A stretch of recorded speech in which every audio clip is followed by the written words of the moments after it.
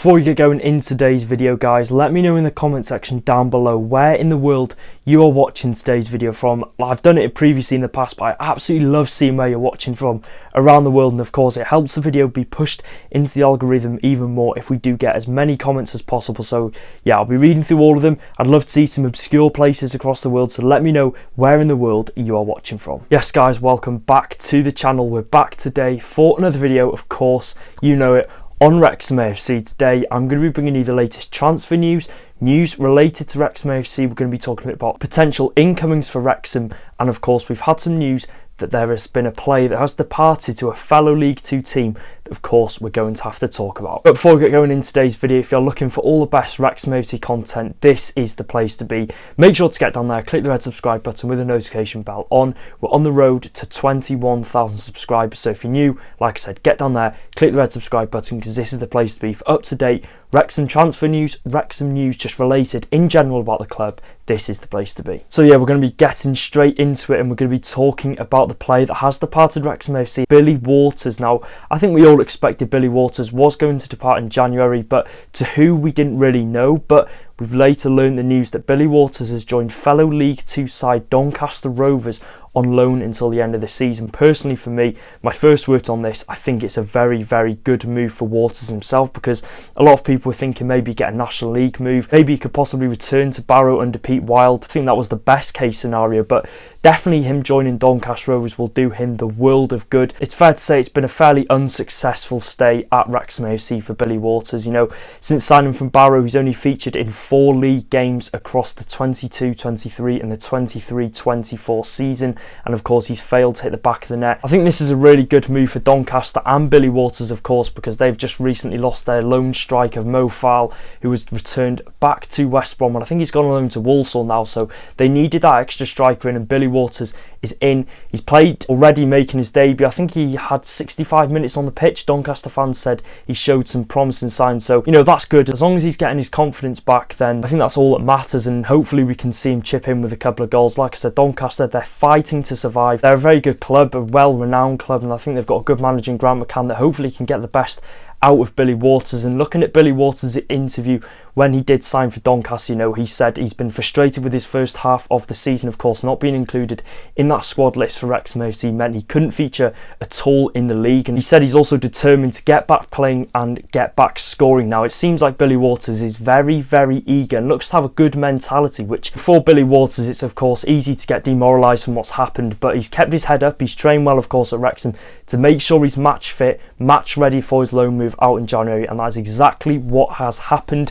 He's gone on loan to Doncaster Rovers. All I can say is I hope Billy Waters can go there, he can score goals, get his confidence back, and hopefully return back to Wrexham. I think everyone watching this wishes Billy Waters the best of luck at Doncaster Rovers. The next bit of news is we're going to be talking about a possible incoming for Wrexham AFC. It might shock you, this one. He goes by the name of Ronan Hale. Now, Ronan Hail has attracted interest from Wrexham AFC. Of course, we got the news the other day that the rumours have come out that Wrexham are reportedly looking at Ronan Hail, as well as a whole host of other League 1 clubs, including Derby County, Portsmouth, Peterborough and Bolton Wanderers, are all looking at the 25-year-old hot striker from Cliftonville. Now, a bit about Ronan Hale. Now, he won the Golden Boot last season after scoring 30 goals in all competitions. Now, Hale has missed the opening stage of this season with Cliftonville through a ligament injury, but since returning, he has scored 11 goals in 9 games, including a hat-trick in their last game. So he's coming off that Golden Boot season where he scored 30 goals. Of course, he's had his injuries, had his setback,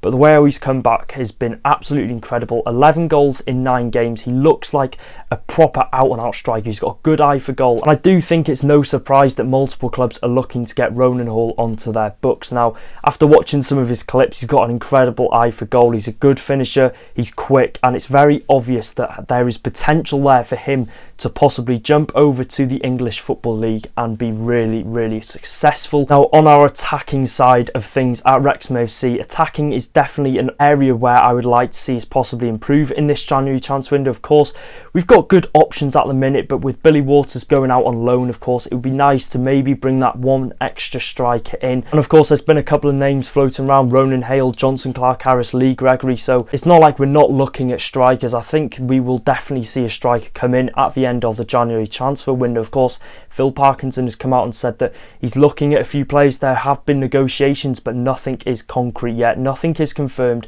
and they're far from striking a deal. So is there a possibility that Ronan Hale is one of these players we're after? 100%, 110%. He looks a really good striker, and of course, I've touched upon it. He's got a good eye for goal. If you want to go and see what type of striker he's like, just go and look at his highlights from his hat-trick game in their last game. 3 incredible goals. This is definitely worth a punt at possibly going in for Ronan Hail. Okay, you could say his previous seasons haven't been all too good, but you cannot turn your eyes away from a striker that's just won the Golden Boot in Northern Ireland. He's on some incredible form at the minute. He's bounced back from a ligament injury, 11 goals, 9 games, a hat-trick in his last game. This is the time you want to be signing a striker like Ronan Hale, 25 years old.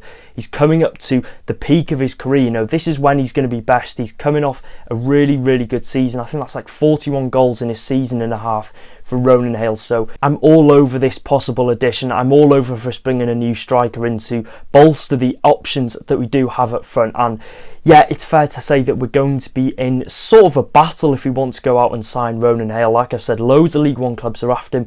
If Ronan Hail wants that ambitious project, you're probably looking at Bolton, Portsmouth. Portsmouth look to be going up to the Championship. So it's about what he thinks is best for his career, and I think his agents will obviously advise him correctly. But if the money's there for Wrexham, and if Cliftonville want to accept the money for Ronan Hail, then I'm sure a deal could definitely be struck for the Irish striker. And like I said, he carries a lot of attributes. It's clear to see from just looking at small snippets of his clips. He's quick on the ball going forward, good at carrying the ball as well. You know, you see strikers these days, you know, they're good fox in the boxes, you know, they're there at the right time. But the thing is with Hale, he can carry the ball forward at speed, and of course he can score goals. He's got an incredible eye for goal. Watching his clips from the other week where he scored a hat-trick, he picked out the top corner effortlessly, and I think this could really be a good play that, you know, a signing that might go under the radar for some Wrexham fans because of course it's not from the EFL. You know, we don't really know all too much about Ronan Hale, but I think if we could get him on our books, get him training well with the strikers that we do have, learning a lot of Mullin, Fletcher, Palmer, I think he could turn into a really good striker. And the sign's already there. It's just about if he can transform that form over to the EFL and do it for Wrexham. And another bit of transfer news regarding a striker now. When I was making my notes for this, there has actually been a twist in this transfer saga now. In my notes, I've got down that Jonson Clarke-Harris is set to go to Charlton Athletic after Peterborough have accepted a £450,000 bid for the 29-year-old striker, and of course it was just reliant on personal terms. Now, there's been a twist. There's been a massive twist regarding this transfer. It looked all set to happen, but Jonson Clarke-Harris has failed to agree personal terms with Charlton Athletic, and they've now turned their noses to Freddie Ladapo of Ipswich Town. So I don't think that deal's going to happen. Even the managers have confirmed. Darren Ferguson and Michael Appleton have said the deal has gone quiet and it's unlikely that it will happen unless Jonson Clarke-Harris will agree personal terms, which is very interesting, because that does make me think, have we maybe put an inquiry into Peterborough for Clarke-Harris, and has that sort of tempted his interest? Or have Bristol Rovers put a late inquiry in for the striker, and would he opt for a move back to the football club where, you know, he hit some really good form? You've got to ask these questions. This sort of gives us a bit of hope that we could maybe go back in for Jonson Clarke-Harris.